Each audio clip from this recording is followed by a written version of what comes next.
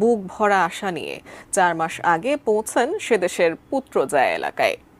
এখানেই স্বপ্নের শেষ। কিছু বুঝে ওঠার আগেই শুরু হয় নির্যাতন।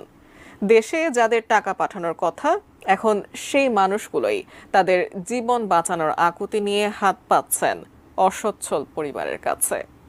তাওহিদ সৌরভের প্রতিবেদনে থাকছে বিস্তারিত। এখান থেকে রিসিভ করে পত্রজায়া একটা গোডাউনে আমাদের আটকায় রাখছিল 3 মাস। রাজবাড়ীর রসরা বাজার এলাকার কৃষক আজিজ মীরের ছেলে ইমন মীর, বয়স 32। বাবার সঙ্গে কৃষিকাজ করে জীবন চলছিল না।